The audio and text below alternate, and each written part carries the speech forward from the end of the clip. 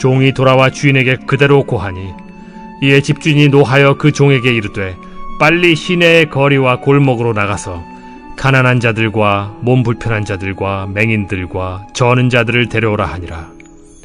종이 이르되 주인이여 명하신 대로 하였으되 아직도 자리가 있나이다.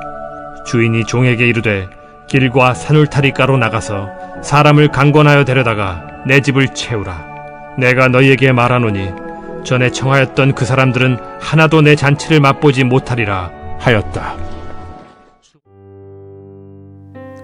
샬롬. 주님의 은혜와 사랑이 오늘도 하늘 양식과 함께 하시는 모든 분들에게 넘쳐나시길 간절히 소망합니다. 한 주를 마무리하며 거룩한 주일을 준비하는 토요일입니다. 주님 안에서 오늘도 평안하고 주님과 동행하는 복된 날 되시길 간절히 소망하며 오늘의 말씀을 시작하겠습니다. 누가복음 14장 15절에 보면 무릇 하나님의 나라에서 떡을 먹는 자는 복되도다. 이 말씀으로 촉발된 큰 잔치 비유는 하나님 나라에 초대될 사람들이 누구인지 보여줍니다. 이 비유에서 초청을 위해 보냄을 받은 사람들은 바로 우리 그리스도인들입니다. 우리가 어디로 보내졌는지, 누구를 초청해야 하는지 알아보고 관심을 두어야 할 전도의 자리를 돌아보아야겠습니다. 첫 번째 자리는 초청장이 있는 자리입니다. 이는 내 삶이 닿는 자리로 가장 가깝지만 어쩌면 크게 실망할 수도 있는 자리입니다. 본문을 보면 초청된 자리에 오지 않는 사람들이 있습니다. 그들은 여러 가지 이유를 대며 초청을 거절하는데 이것은 초청한 주인과의 관계를 스스로 끊는 행위입니다. 주인은 그들이 맞을 결말에 대해 단호하게 말합니다. 24절에 보면 그 사람들은 하나도 내 잔치를 맛보지 못하리라. 우리는 전도하다가 복음을 거절하는 많은 사람을 만납니다. 그러나 전도자는 여기에 실망해 주저앉으면 안 됩니다. 또 다른 자리로 나아가야 합니다. 두 번째 자리는 시내의 거리와 골목입니다. 여기는 주변에서 오가며 만나는 사람들이 있는 자리입니다. 잔치 자리에 어울릴 것 같지 않지만 주인은 기꺼이 그들을 불러 잔치를 엽니다.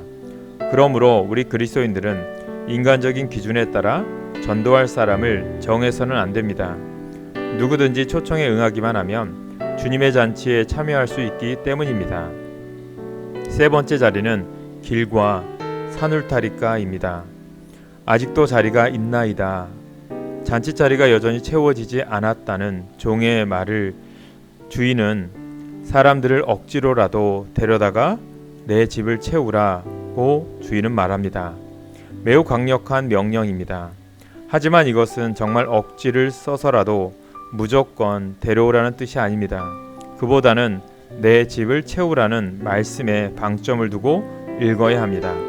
즉 하나님의 집을 채우기 위해 내 지경을 뛰어넘어야 한다는 것입니다. 내 교회로 데려오는 것만이 전도가 아닙니다. 주님 앞으로 인도해 하나님 나라를 채운다는 생각으로 할 수 있는 모든 수단을 동원해 세상 끝까지 복음을 전해야 합니다. 그리스도인이 복음을 전할 자리에는 한계가 없고 전도에 따로 정해진 방법도 없습니다. 찾아지는 모든 곳에서 찾아내라는 주님의 명령을 소명으로 받아 충성된 전도자로 순종합시다.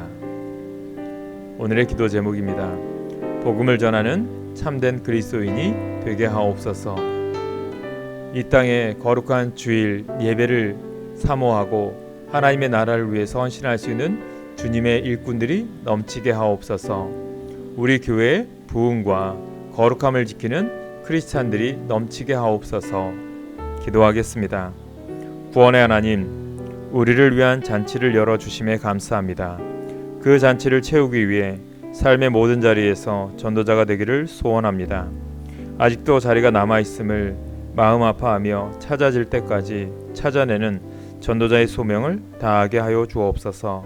예수님의 이름으로 기도합니다. 아멘.